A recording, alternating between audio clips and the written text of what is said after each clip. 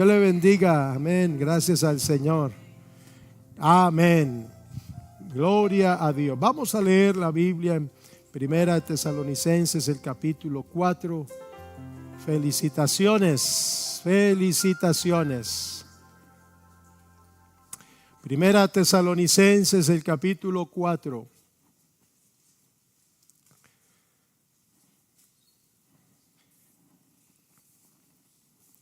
Versos 13 al 18. Tampoco queremos, hermanos, que ignoréis acerca de los que duermen, es decir, los que ya han muerto, para que no os entristezcáis como los otros que no tienen esperanza. Porque si creemos que Jesús murió y resucitó, así también traerá Dios con Jesús a los que durmieron en él, es decir, la resurrección. Por lo cual os decimos esto en palabra del Señor, que nosotros que vivimos, que habremos quedado, en nuestro caso si es que hemos quedado hasta la venida del Señor, no precederemos a los que durmieron, porque el Señor mismo con voz de mando, con voz de arcángel y con trompeta de Dios, descenderá del cielo y los muertos en Cristo resucitarán primero. Luego nosotros los que vivimos, los que hayamos quedado, seremos arrebatados juntamente con ellos en las nubes para recibir al Señor en el aire, y así estaremos siempre con el Señor. Por tanto, alentaos los unos a los otros con estas palabras. Le he pedido que se quede en pie por una razón, y es que quiero invitarle a que usted busque 3 personas y con mucho respeto, porque esta es una pregunta seria, no es invasiva, no es acusadora, sino que es una pregunta especial. Pregúntele allí, de pronto si se tiene que salir, le va a dar 30 segunditos para que usted le pregunte allí a alguien y le diga: ¿estás preparado? ¿Estás preparado? Algunos aquí no sabrán de qué se trata la pregunta, pero en la medida que vaya transcurriendo el mensaje, se van a enterar y a entender un poco mejor. 30 segundos para que usted le pregunte a 3. Mire a ver al más despistado por ahí, al que se esté durmiendo. ¿Estás preparado?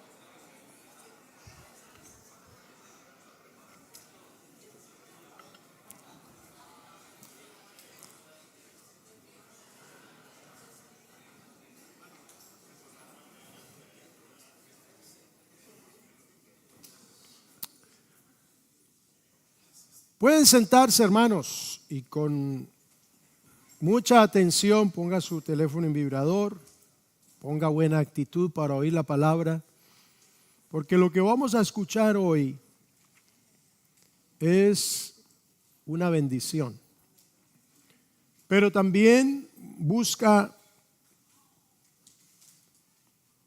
concientizarnos de nuestra verdadera condición espiritual. Hemos visto una serie de temas los últimos miércoles y domingos. Por ejemplo, predicamos acerca de la embriaguez espiritual,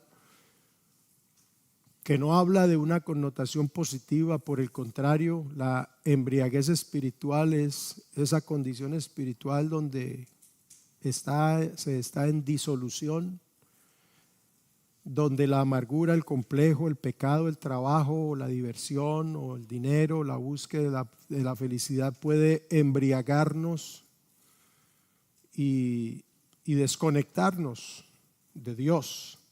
Pero también hablábamos de la deficiencia espiritual, hablamos de lo importante que es estar sobrios espiritualmente. Dijimos también que había abundancia espiritual el domingo pasado en el primer culto, el culto bilingüe.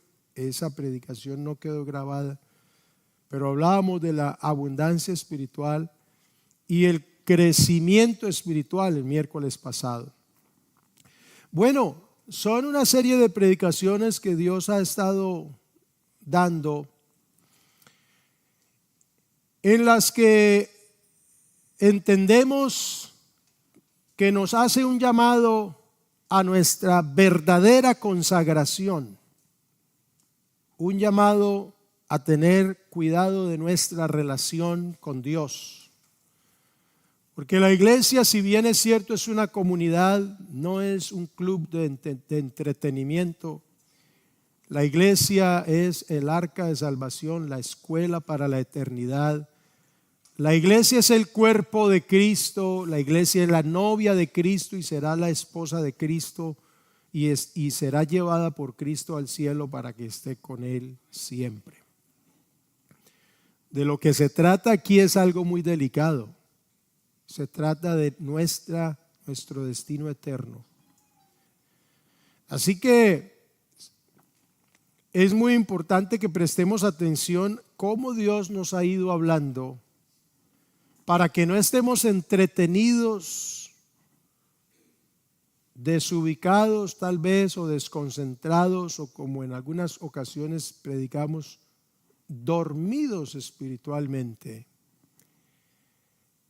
Y solo vengamos al servicio a adormecer nuestra conciencia y a acallar nuestra conciencia como los religiosos que van a sus centros de adoración, dan una donación, repiten alguna oración sin sentido y con eso piensan que su conciencia quedó tranquilizada, pero con el Señor no es así.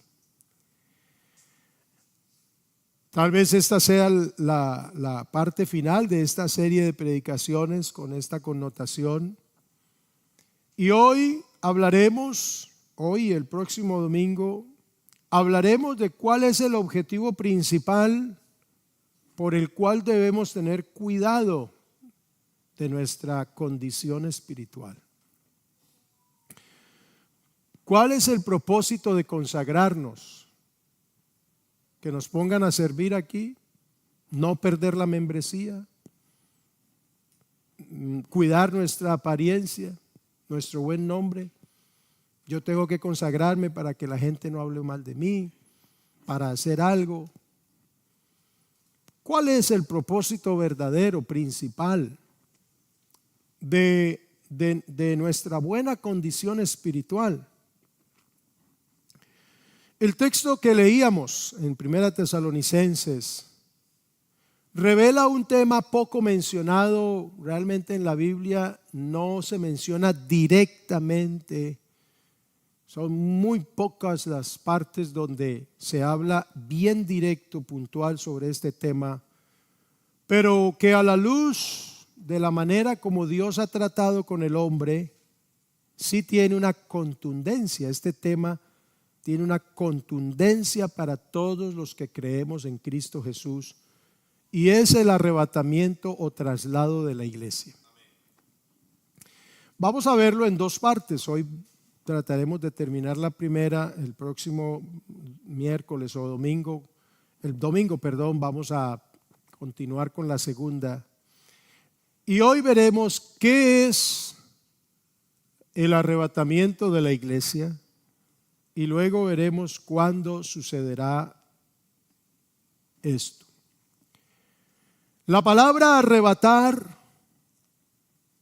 significa raptar, significa asir rápidamente. Es decir, en el idioma en que fue escrito este texto, seremos arrebatados. En ese idioma original se usa un término arpazo que para el español se traduce como arrebatar.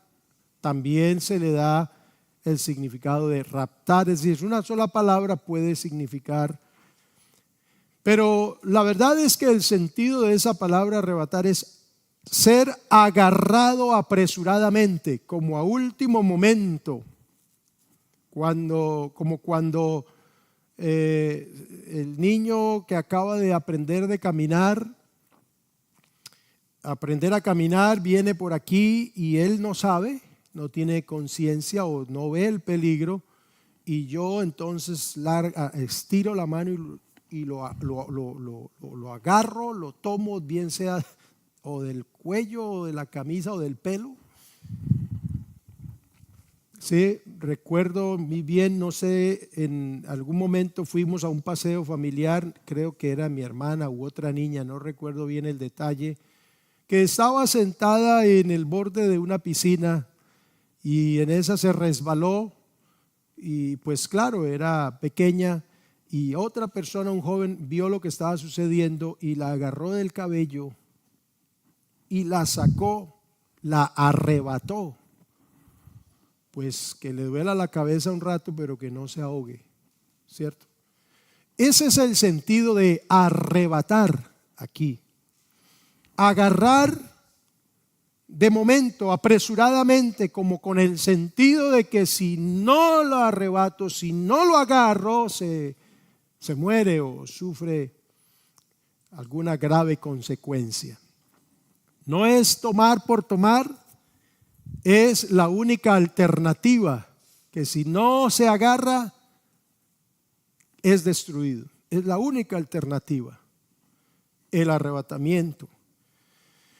Y hay unos textos donde se utiliza este término y nos da como que nos va dando el sentido. Por ejemplo, Mateo 11:12 dice que desde los días de Juan el Bautista hasta ahora el reino de los cielos sufre violencia y los valientes lo arrebatan.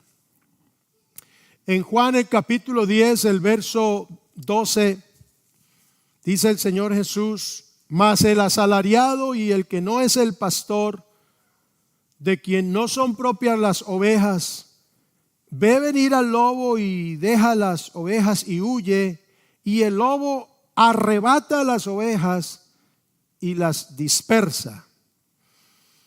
Aquí ya entonces es un caso de tomar lo que no es suyo, arrebatar.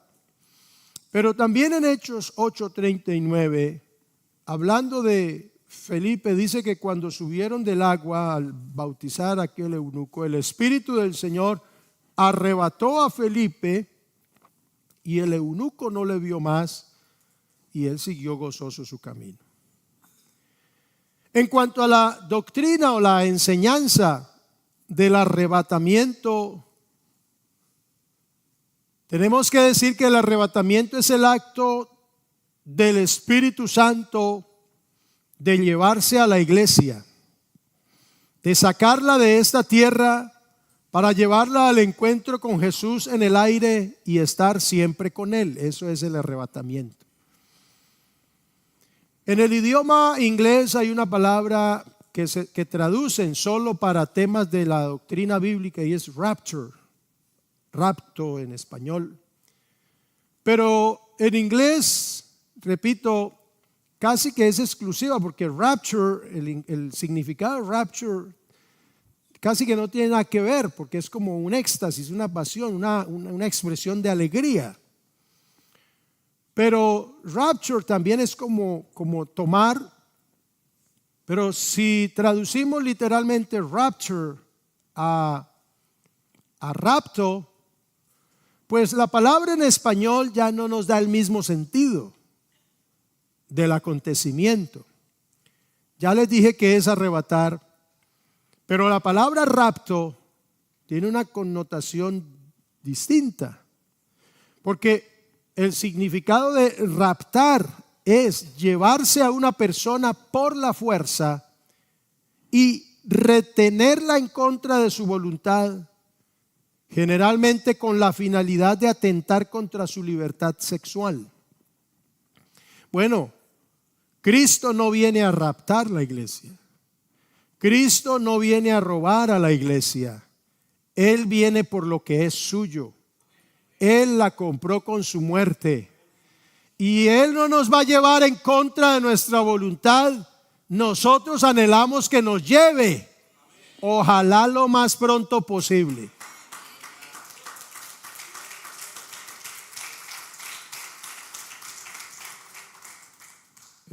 El cristiano que se asuste con esto o el que sea indiferente es porque hay algo malo en su vida espiritual.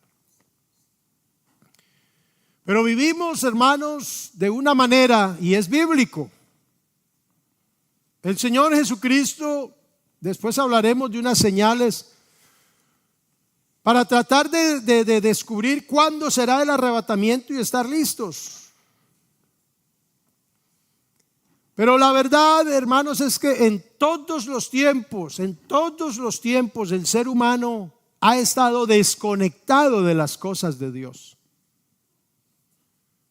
Ha estado entretenido en su propio pensamiento, dedicado a sus propios planes e ideales. Y no es malo tener ideales, hacer planes. Y salir adelante no es malo. Lo que es incorrecto es poner esos planes e ideales en el lugar que no tienen, que no deben estar. Porque para el creyente, la persona que entiende la palabra de Dios y comienza a conocer sus planes y sus promesas, su visión debe estar fija en la palabra y en los acontecimientos que vienen. En la embriaguez espiritual hablábamos precisamente que hay cosas que lo ponen borracho, como un borracho que no tiene sentido del espacio, nada. Hay cristianos emborrachados por la amargura, por el rencor o por los afanes, por querer tener y tener, por saber y saber, o por entretenerse. Van de viaje en viaje, de lugar en lugar, de carrera en carrera, de trabajo en trabajo, acumulando y acumulando. ¿Es malo? No es malo, pero están como embriagados porque han perdido la sensibilidad de lo que es el propósito de Dios y se están olvidando, ojalá no digamos, nos estamos olvidando de que el arrebatamiento es una realidad, porque es una promesa del Señor. Vendré y os tomaré a mí mismo. Entonces, Cristo viene por la iglesia. Y como todo lo de Dios hay que creerlo. Hay que creerlo. Hay unas figuras en la Biblia que nos hablan de este acontecimiento. Nos dan como nos van dando el concepto y para entenderlo y cómo es que Dios tiene unos antecedentes. Y la mayoría de estos acontecimientos suceden justo antes de un castigo o de un juicio, lo que da la idea de que Dios siempre ha librado a los que confían en Él cuando ha determinado juzgar a un pueblo o a un grupo de personas. Dios siempre, antes de eso, protege a los suyos. El primer caso que tenemos es el caso de Enoc,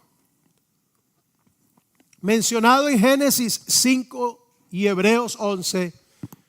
Y de Enoc se dice que fue traspuesto, llevado de un lugar a otro. Eso es un milagro de Dios. Para yo moverme de aquí a cualquier otro lugar, me voy caminando o me voy en un carro o en un barco o en un avión y me toma tiempo. Para mí es imposible estar ahora y que termine el culto y de un momento a otro resulte yo en otro país o resulte en la sala de mi casa en un instante. Pero eso es un milagro que lo puede hacer Dios, porque lo hizo con Enoc. Y el hermano Reinel Galvis contaba una experiencia, un anciano de los líderes de la iglesia en Colombia, cuenta una experiencia siendo él joven, cómo fue traspuesto, que iba a predicar a un lugar en las montañas, iba enfermo y los hermanos que lo acompañaban se fueron y él se fue quedando y se sentó a la curva del camino, se sentó a descansar porque venía enfermo y los hermanos se fueron y él vio que se fueron pero como que se quedó dormido. Cuando los hermanos llegaron al lugar donde se iba a hacer el culto, no sé cuánto tiempo después, ya el hermano Reinel estaba ahí, esperándolos. Eso es un testimonio que él cuenta, porque son milagros que Dios hace. Hermano, los milagros que Dios hace no es solamente darnos un buen trabajo. Eso es lo mínimo que Dios hace, pero nosotros estamos tan entretenidos pidiéndole lo mínimo que nos estamos perdiendo de lo mejor, de lo grande. Ahora, no quiere decir que entonces usted tenga que ser traspuesto, porque son cosas que Dios hace con propósito. Dios no está jugando con nosotros. Dios hace milagros cuando los necesita hacer. Pero Enoc caminó con Dios y se lo llevó Dios. No le vieron más porque se lo llevó Dios. Y Hebreos 11 dice que por la fe Enoc fue traspuesto para no ver muerte. Algunos traducen de que Dios, como él existió antes o vivió antes del diluvio, dice que Dios se lo llevó al cielo para que no viera la muerte del diluvio. Otros dicen que Enoc fue traspuesto del lugar donde vivía y Dios se lo llevó a otro lugar y allá murió y está esperando lo que el Señor tiene para él. Lo que yo no creo personalmente es que el Señor se haya llevado a Enoc al cielo, porque sencillamente nadie puede ser primero que Cristo en nada. Cristo es el primero entre los muertos y en la resurrección, porque murió y resucitó para no morir más. Aunque otros resucitaron antes de su resurrección, Él es el primero en resucitar para no volver a morir. Los demás se murieron, porque Él tiene la preeminencia en todo. Y Pablo, por revelación del Espíritu Santo, dice: nadie subió al cielo, ni Enoc, ni Elías. Nadie subió al cielo. Pablo fue arrebatado al tercer cielo. Son visiones que él tuvo.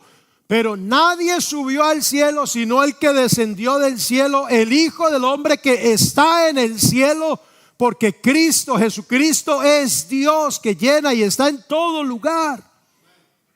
Entonces lo más seguro es que Dios traspuso a Enoc, se lo arrebató de aquí, lo llevó a otro lugar. Pero nos da la idea de que Dios sí puede tomar un cuerpo de estos y llevárselo a otro lugar de momento. Y estas cosas hay que volver a leerlas y hay que creerlas para que no nos entretengamos con mensajes livianos enseñándonos solamente cómo superar la ansiedad, cómo superar el temor.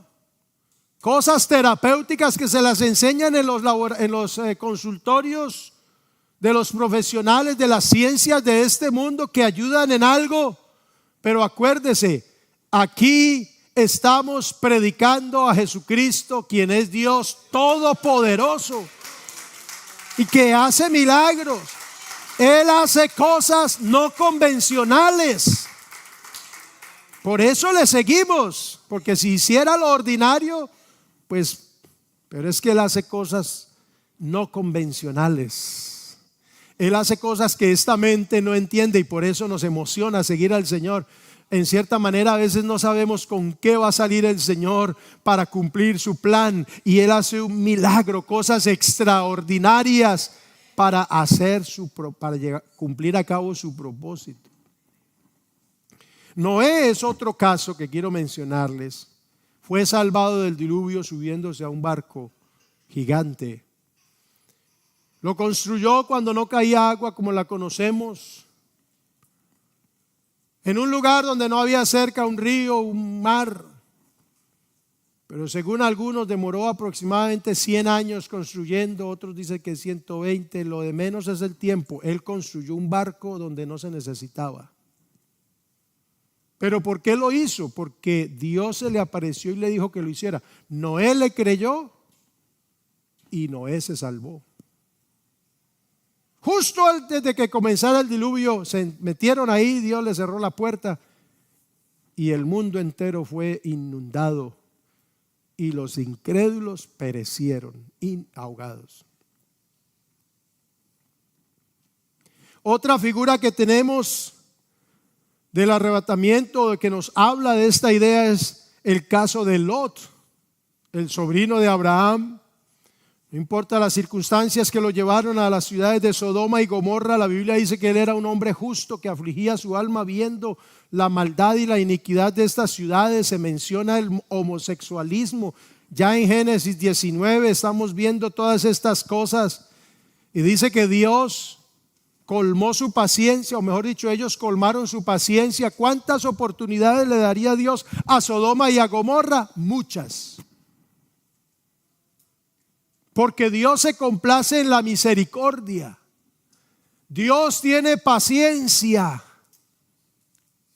Dios es paciente para con todos. Él no quiere que el pecador muera, sino que éste se arrepienta y viva. Dios es misericordioso. Cuando Él juzga, es porque ya esa persona, esa familia o ese pueblo no quisieron atender. Entonces Dios determinó destruir a Sodoma y a Gomorra por la maldad que había. Y allá estaba Lot y le mandó un ángel, le dijo el ángel a Lot: escapa por tu vida. Tuvieron que salir rápido.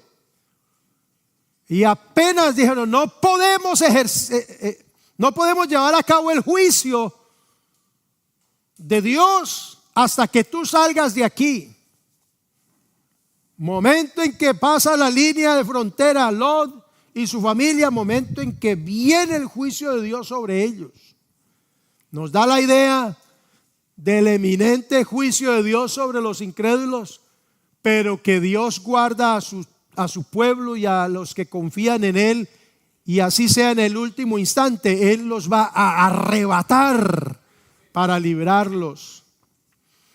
Y el caso de Elías en Segunda de Reyes 2:11 dice que Elías fue levantado en un torbellino al cielo. Tuvo que haber sido a las alturas.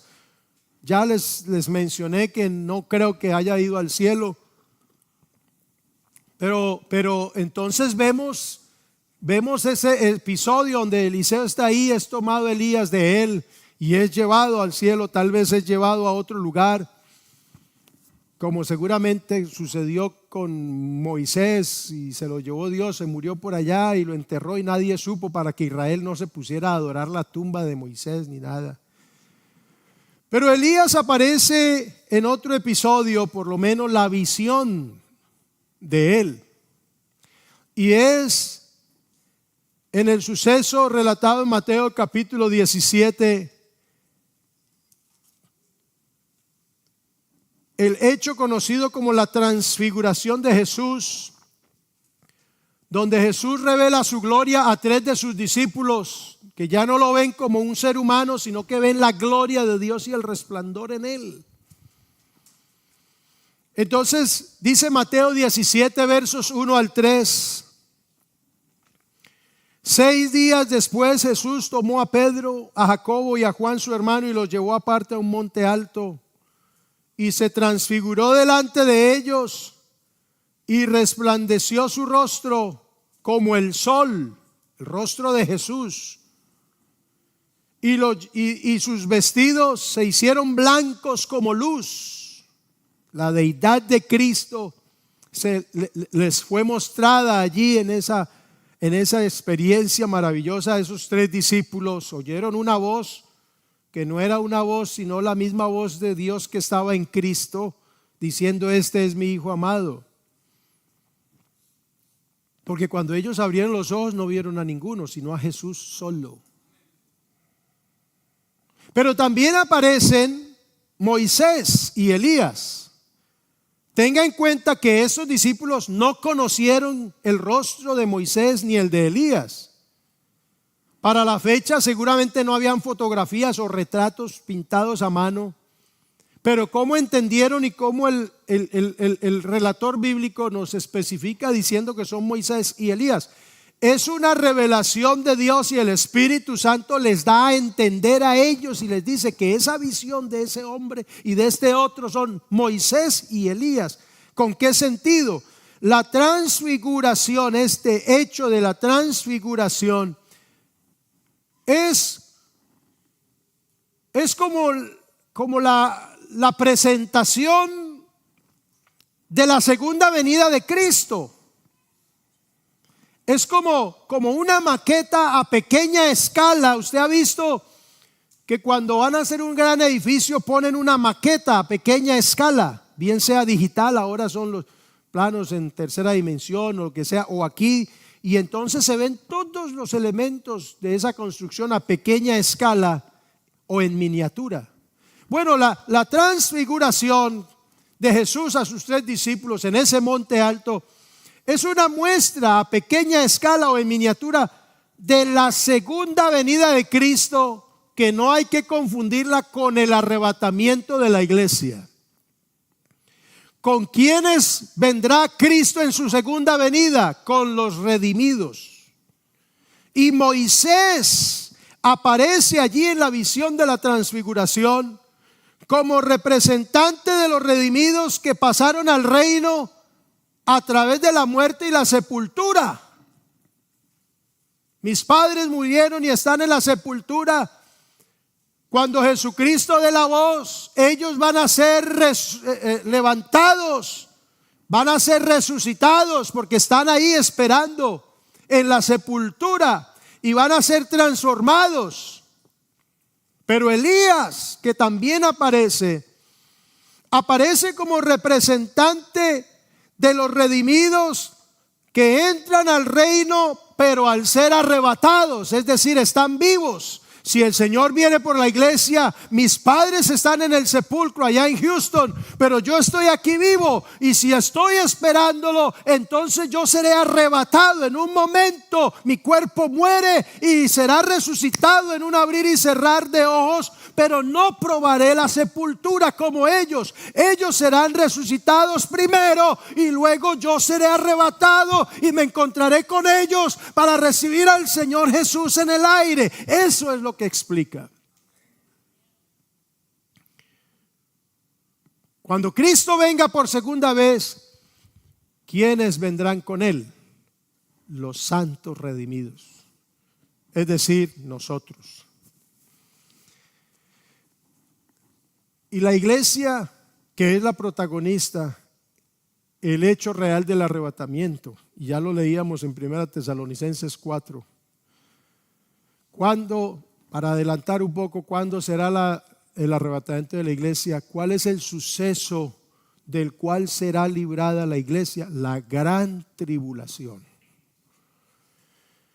Si la idea es ser arrebatado casi que en el último momento, como para que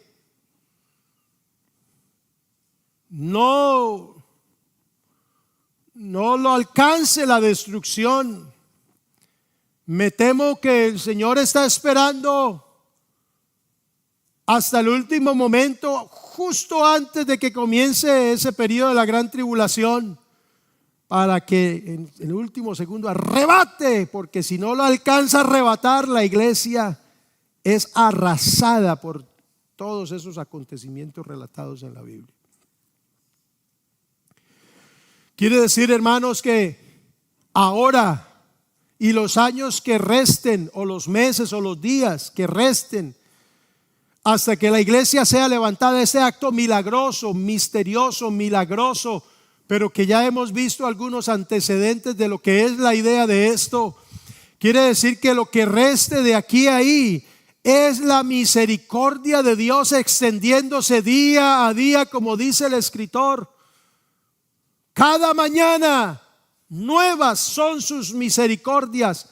Su fidelidad es grande. Cada día que amanece, hermano, es un día más en la gracia y la misericordia y la paciencia de Dios, no queriendo que el pecador perezca, sino que éste se arrepienta para que viva.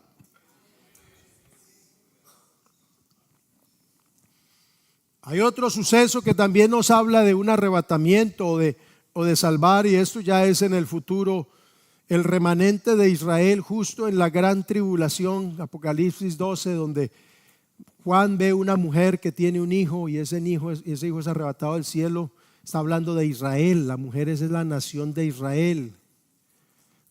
De ellos viene Jesucristo. Ya Él fue glorificado, pero queda Israel.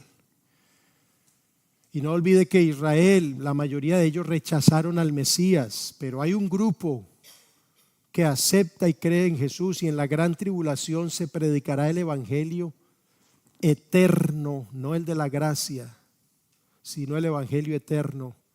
Y cuando se predique ese evangelio, cuando se predique en todas las naciones durante la gran tribulación, entonces Israel va a ser perseguida. Y a Israel, a ese remanente, dice en palabras de Apocalipsis, se le darán alas como de águilas para que huya al desierto, para ser protegida del embate y la persecución del sistema del anticristo, que va a querer acabar contra todo lo que represente o crea en Dios o hable de Dios. Estas son las figuras que tenemos, incluyendo el acto mismo del arrebatamiento. Lo que quiere decir, mis queridos hermanos, que el contexto bíblico nos da pie para confiar y creer en esta doctrina y hacerla una de las cosas que permanezcan diariamente en nuestra mente. Que no se nos olvide, iglesia del Señor, que no se nos olvide. Ahora, ¿qué es la gran tribulación? La gran tribulación es un periodo muy especial cuyas características son angustia y destrucción. Por eso se llama gran tribulación. La Biblia predice un periodo de 7 años en el gobierno del anticristo, 3 años y medio de aparente paz, 3 años y medio donde él se quita la máscara y comienza a perseguir a Israel. Y comienza a perseguir a todo el que no adore el satanismo, el ocultismo, etc. La gran tribulación se trata de la manifestación de la ira de Dios, del enojo y del castigo de Dios contra Israel por haber rechazado a Cristo. Usted recuerda que cuando ofrecieron liberar a Cristo, casi todos los de Israel dijeron: crucifícale. Era costumbre liberar a un sentenciado a muerte en esas fiestas, que se liberara, se le diera, ¿cómo se llama?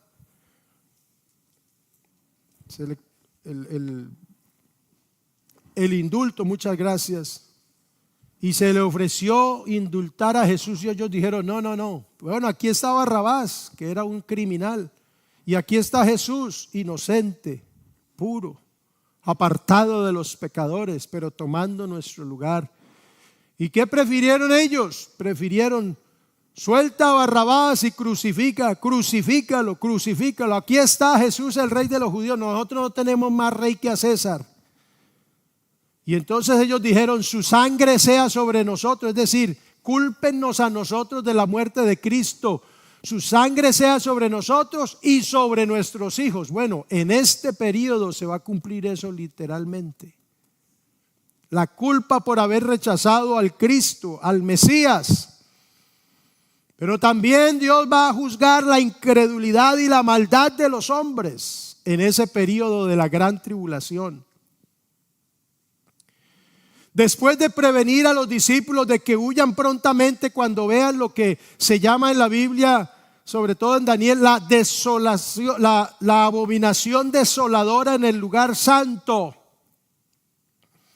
Me tomo unos segunditos rápidamente, algo que no hice en el primer culto bilingüe, para explicar qué es la abominación desoladora en el lugar santo. Israel tuvo un templo con una habitación al rincón, al fondo, llamada el lugar santísimo, donde nadie podía entrar, solamente el sumo sacerdote, y con un sacrificio para cubrir sus propios pecados y los del pueblo, si no, moría inmediatamente. El templo fue destruido, pero nadie podía entrar al lugar santísimo. Israel está esperando la llegada del Mesías, porque Él será el único que pudiera entrar a ese lugar. Entonces, cuando ellos comiencen a ver y cuando se solucione el problema que hay allá entre árabes y judíos en la mezquita de Omar y en lo que las ruinas que dicen del templo, de que había el templo y en el monte Moria, mitad para unos, mitad para otros, por eso Israel no puede reconstruir templo. Pero cuando venga la solución de ese conflicto, el que solucione ese conflicto traerá una paz tan anhelada. Ningún gobierno ha podido contribuir a la solución de ese conflicto. Ninguno, casi todos los presidentes de esta nación han querido promover la solución de ese conflicto y no han podido resolver el conflicto entre árabes y judíos para saber de quién es ese pedazo de tierra. Israel no puede remover esa mezquita islámica porque eso es prácticamente generar la tercera guerra mundial, y los otros no pueden permitir que los judíos construyan. Pero cuando se solucione eso y haya paz y seguridad, construyen el templo, esperando ellos, los de Israel, que llegue el Mesías, el sacerdote principal, y ministre los sacrificios, y tienen todo listo, prefabricado, y las vacas de color alazana y todo está listo. Eso en cuestión de nada lo construyen, porque hay un cuerpo especialmente preparado para registrar todos los acontecimientos y estar listo. Tienen todos los recursos para levantar ese templo majestuoso en cuestión de tal vez semanas o pocos meses. Algunos dicen que en 2 meses. Cuando se construya ese templo, vendrá el que dice ser el Cristo, que es el anticristo, ese hijo de perdición del cual habla Pablo, que se viste de oveja y engañará a la mayoría de Israel, y ellos creerán que es el Cristo, el Mesías. ¿No se dan cuenta que el verdadero Mesías es el que ellos rechazaron hace más de 2000 años y se adjudicaron la culpa de su muerte? Entonces vendrá el anticristo y le van a abrir el templo, y ahí va a profanar el lugar santísimo. Esa es la abominación desoladora en el lugar santo, entrar al templo un hombre que no tiene nada que ver con el sacerdocio y estas cosas, para resumirlo de alguna manera. Bueno, cuando eso suceda, Jesús les dijo: paguen escondederos a peso, como se dice coloquialmente en mi tierra. Es decir, busque donde esconderse, porque comienza lo fuerte, mis queridos señores. Y le voy a decir algo que tampoco dije esta mañana. El mundo, hay gente en el mundo que percibe estas cosas, y las películas de Hollywood las predican a su manera, pero las predican. Invasión de extraterrestres, etcétera. Y hay cristianos que lamentablemente, no nosotros, pero algunos otros por ahí afuera, que andan en la vida como que si esto no fuera con ellos. Comamos y bebamos, que mañana moriremos. A mí no me da el trabajo nadie. A mí el pastor no me dice lo que tengo que hacer, porque a mí no me paga la renta. Yo no soy dueño de nadie aquí. Yo soy solamente un predicador. Pero le predicamos la revelación de la palabra, que nos pone a usted y a mí frente a Jesucristo, y con una responsabilidad muy grande,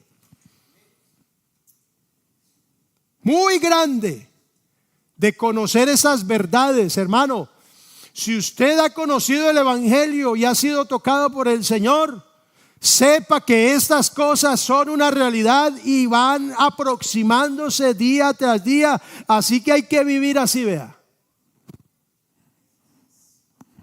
La promesa de su advenimiento, que algunos dicen que va, hace 2000 años están predicando que Cristo va a volver y no ha vuelto. Estos ignoran que el mundo perecerá anegado en agua y consumido por el fuego, dice Pedro. Pero Pablo dice: nuestra ciudadanía no es aquí, nuestra ciudadanía es en el cielo, porque de allá esperamos al Salvador, el cual transformará el cuerpo de la humillación nuestra y nos dará un cuerpo semejante a su gloria y estaremos siempre con Él. Pero hoy en día a muchos se nos ha olvidado esto y por eso vivimos como nos da la gana de vivir. Cuando Jesús dijo: el que no naciere de nuevo no puede ver y entrar en el reino de Dios. ¿Qué es el reino de Dios? Vivir como el Rey dice y esperando las promesas que el Rey da y esperando el reino que el Rey va a dominar, a tener.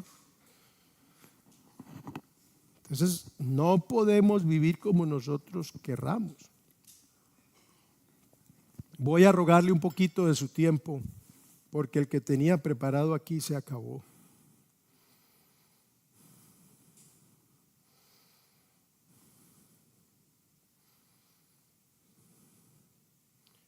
Regáleme unos minutos más, por favor.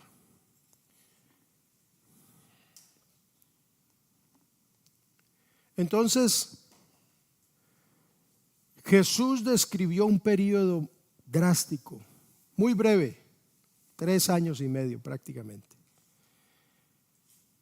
Gran tribulación sin paralelo en la historia. Las cosas que van a suceder en la gran tribulación no han sucedido similares, no, van a ser peores. Mateo 24:21 dice: porque habrá entonces gran tribulación, cual no la ha habido desde el principio del mundo hasta ahora, ni la habrá. Palabras de Jesucristo. Y este periodo comenzará justo después del arrebatamiento de la iglesia. Por eso es tan importante el arrebatamiento de la iglesia. Hermano, usted recién bautizado, usted que está descarriado, que está frío, que está con un pie aquí, el otro allá, usted que está consagrado, que está fiel, hermano, tengamos en cuenta el Espíritu, lo que dice el Espíritu a la iglesia. Justo antes de comenzar la gran tribulación, sucederá este acontecimiento especial. Un acontecimiento milagroso.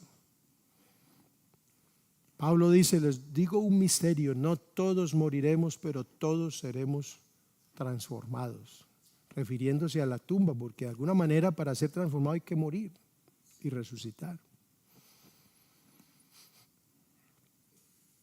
Entonces, la gran tribulación comienza justo cuando la iglesia se vaya de aquí.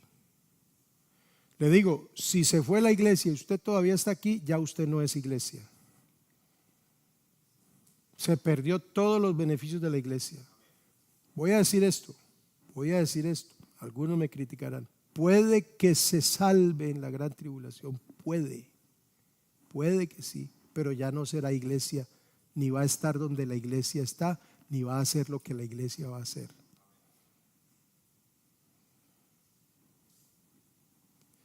Y yo le digo algo, hermano, ¿cómo hemos enseñado aquí? ¿Quién es el que nos ha convencido a nosotros de pecado y de esto? ¿Quién? El Espíritu Santo, ¿cierto?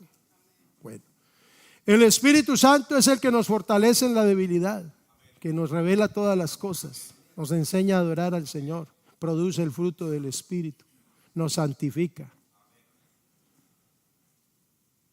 El que nos fortalece en la tentación, que produce el querer como el hacer, el que nos aviva, el que produce la unidad de la iglesia, la unidad fraternal, etcétera, etcétera. Yo le digo, cuando la iglesia sea arrebatada, el Espíritu Santo se irá de esta tierra.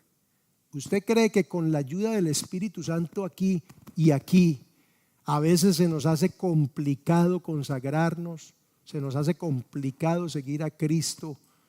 ¿Cómo será en ese tiempo donde ya no tendrán? Yo no digo no tendremos porque yo no aspiro a estar ahí en ese tiempo. Espero que cuando usted llegue al cielo diga: otra vez el pastor aquí.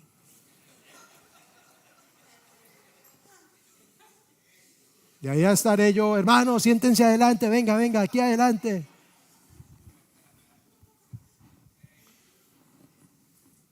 Allá estaré yo con mi cantaleta, hágale. pero espero verlo y espero que me vea. Porque si no, todo esfuerzo aquí y este tiempo que usted está esperándome unos minutos más será perdido. Si con la ayuda y la obra del Espíritu a veces se nos hace difícil, ¿cómo será en ese tiempo? Mire, en ese tiempo, con todos esos sucesos, la gente no se va a volver más sensible. Le tengo una prueba. Durante la pandemia, ¿qué nos sucedió en la pandemia? Y cerraron los templos. Y uno decía, cuando se abran los templos, esto se va a llenar, puro cuento. Había que rogarle hasta a los hermanos a que vinieran. No a usted, a otros. Y algunos se dieron el lujo de no volver a sus iglesias. Aquí la mayoría volvió, creo que todos. Uno que otro por ahí dos que yo supe nunca más supimos. Pero el resto, gracias a Dios, volvieron. Costó trabajo que algunos volvieran, pero volvieron. Por salud, por la edad, lo que fuera. Pero hay gente que ya no volvió. Y de los incrédulos, ¿cuántos se arrepintieron ansiosos y temerosos? Nada, antes la gente se volvió más insensible. Cuando sucedan los acontecimientos de la gran tribulación, eso no va a quebrantar el corazón de la gente. Acuérdese, el Espíritu ya no va a estar aquí. Ellos se van a enojar contra Dios y le van a echar la culpa a Dios y van a desear que las piedras caigan sobre ellos, no por remordimiento, sino por rabia y por ira. Habrá un ocultismo y una adoración a Satanás cual nunca la ha habido, sin decirle las cosas caras y costosas y escasas y todos los efectos naturales y todas las cosas naturales que van a suceder. Hermano, eso va a ser un tiempo de angustia, principalmente para Israel, pero toda la tierra va a vivir un tiempo. Dice, terrible es ese tiempo, terrible, dice el profeta, el día de Jehová, terrible, terrible. Mateo 24, 29 al 30 dice, inmediatamente después de la tribulación de aquellos días, dice el Señor Jesús, el sol se oscurecerá, la luna no dará su resplandor, las estrellas caerán del cielo, las potencias de los cielos serán conmovidas. Entonces aparecerá la señal del Hijo del Hombre en el cielo y lamentarán todas las tribus de la tierra y verán al Hijo del Hombre viniendo sobre las nubes del cielo con poder y gran gloria. Entonces, ¿quién quiere vivir para ese periodo de tiempo? Yo no quiero estar en ese periodo de tiempo. Lo que pasa es que no lo creemos. Mire, hay una esperanza profunda en la mayoría de la gente que esto se va a mejorar. Sí, hay una profunda esperanza en la mayoría de la gente que esto se va a componer. Sí, claro. La gente piensa que va a llegar el gobernante que va a solucionar el problema de los precios. Si no, no seguirían votando. Todos votaríamos en blanco. Pero la gente sigue votando por ellos, porque ponen su esperanza en que vendrá alguien que solucionará eso. Usted que tiene un conocimiento sabe que esto se pone peor. Pero la gente dice, ¿cuándo vendrá? ¿Cuándo vendrá? No, viene en tiempo mejor, esto se compone en algún momento, esto y verá que el nuevo orden mundial y que no sé qué, sí, va a llegar un momento en que el anticristo puede ser un sistema de gobierno, un hombre, hasta una mujer, o como decía esta mañana, una computadora, la inteligencia es artificial que hay, no sé. Pero el anticristo vendrá y te tomará control. Y sí, traerá paz, traerá prosperidad, pero eso son cosas superfluas, fingidas, porque cuando digan paz y seguridad vendrá sobre ellos destrucción repentina. Es decir, él se quitará la máscara, o ese sistema se quitará la máscara y comenzará a perseguir a Israel y a todo el que no adore a Satanás y a todo el que no se someta. Y ya hay unos ensayos. Entonces, ¿por qué prepararse espiritualmente? Porque el pastor tiene esa cantaleta, oren hermanos, conságrense. Ay, pues el pastor. Vamos al culto temprano para que el pastor. No, esto no es del pastor. Esto no es de nosotros los pastores, los predicadores que se paran aquí, hermanos, consagrémonos. Mire, hermano, esto no es tema de nosotros. ¿Por qué hay que consagrarse espiritualmente? Para no quedar mal entre nosotros aquí. ¿Por qué hay que estar preparados? Sencillamente por todo lo que les he dicho. La iglesia será librada de este terrible tiempo en que la tierra y sus moradores serán juzgados por su incredulidad y su desobediencia. Justo allí antes el Señor la va a arrebatar. Por eso es el sentido de agarrarla así de momento. Arrebatarla. El Señor no nos salvó, no nos metió a la iglesia para meternos a la gran tribulación. La iglesia no va a pasar por ese periodo. Mire lo que dice 1 Tesalonicenses 1:10. Dice: esperar de los cielos a su Hijo, al cual resucitó de los muertos, a Jesús, quien nos libra de la ira venidera. Y más adelante el capítulo 5 verso 9 dice: pues Dios no nos destinó a sufrir el castigo, sino a recibir la salvación por medio de nuestro Señor Jesucristo.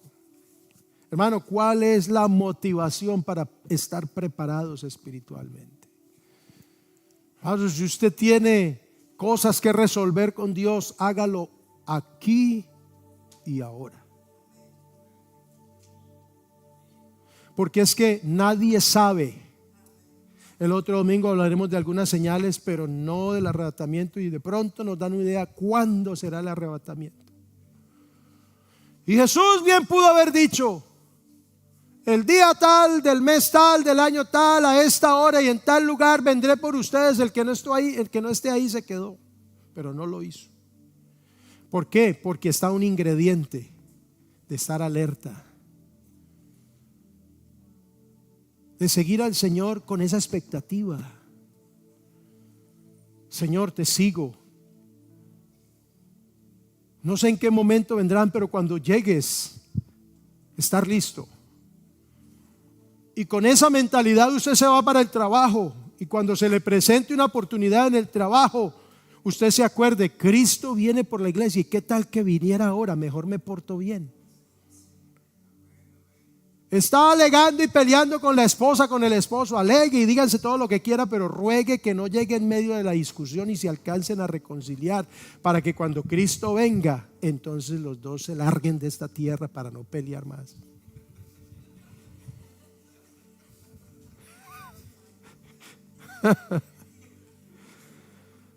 Ay, ¿cuándo será esta mujer? Mejor me separo. No, conságrese y diga: Señor, ven cuando vienes, Señor, ven. Y la iglesia dice: ven, y el Espíritu dice: ven. Eso así termina el Apocalipsis, hermano, diciendo: la iglesia clama diciendo: ven. Cuando usted esté en sus vacaciones, o cuando usted esté aquí, cuando alguien le haga molestar allá abajo en la fila, se le pasó la fila en el comedor allá, acuérdese: uy, Cristo viene pronto. Y si viene ahorita, que no me encuentre odiando a mi hermano o a mi hermana. Entonces mejor dígale: Señor, yo quiero estar preparado en todo momento, lléname de tu Espíritu. Esa es la motivación principal para que usted y yo nos consagremos y llenemos este lugar para la oración, ojalá todos los días. Porque la iglesia del primer siglo se reunían todos los días y hasta estaban dispuestos a dar sus propiedades, las vendían y las repartían. ¿Saben por qué?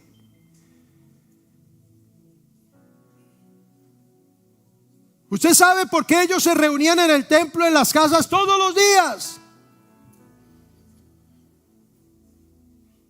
Usted sabe por qué mantenían juntos a toda hora, y sabe por qué estaban como tan consagrados. Repito, dice que vendían sus cosas y las repartían. Si había algún necesitado, pues ellos no se aferraban, no porque el evangelio así lo enseñe, sino porque es que ellos pensaban y ellos creían y lo tenían aquí en su mente, que Jesucristo volvería por ellos y luego la segunda venida, que todo eso sucedería en esos días. Por eso Pablo nos habla de esa manera. Los muertos en Cristo resucitarán primero y luego nosotros. Él habla con seguridad, los que hayamos quedado. Él no dice por si estoy vivo, no. Él dice los que hayamos quedado, y habla de que en el día de Cristo seamos hallados irreprensibles. Porque ellos pensaban que todo eso sucedería inmediatamente. Y por eso esa iglesia vivía como vivía. Hermanos, pues aprendamos nosotros la misma metodología.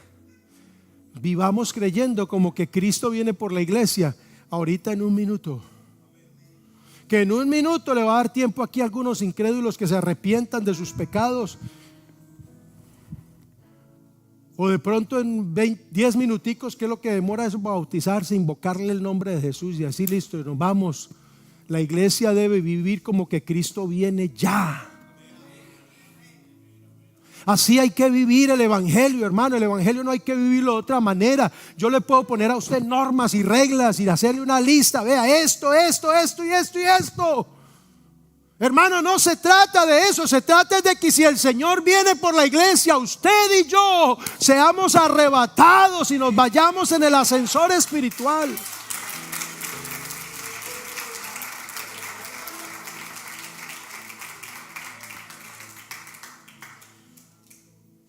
Primera Tesalonicenses 5:6. Por eso debemos mantenernos alerta y vivir correctamente. La última cita, hermanos, allí. Alabanzas a Jesús. Hay poder en el nombre de Jesús. Por eso debemos mantenernos alerta y vivir correctamente. Y no tan despreocupados como viven algunos. Y dice el verso 11: por eso anímense los unos a los otros y ayúdense a fortalecer su vida cristiana como ya lo están haciendo. Y terminaba el verso 18 que leíamos: por tanto, alentados los unos a los otros. Hermano, no es tiempo de acusarnos unos a otros, es el tiempo de alentarnos unos a otros.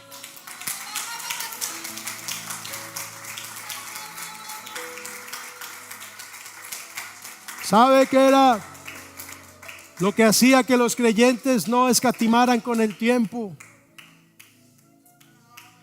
¿Sabe qué hacía que los creyentes estuvieran dispuestos aún a ser tirados a las fieras o a ser quemados? Niega de Cristo, no puedo, no voy a negar, y los martirizaban. ¿Sabe qué hacía que ellos fueran a ese nivel? Del cual muchos de nosotros ni siquiera podemos alcanzarlos al tobillo de la estatura de ellos, porque nos saca un saludo, un desprecio, un desánimo, una tentación. 100 pesos que tenemos en el bolsillo nos saca.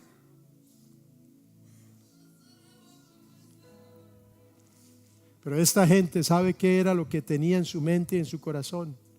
¿Sabe cuál era el saludo de ellos? Maranata. Cristo viene.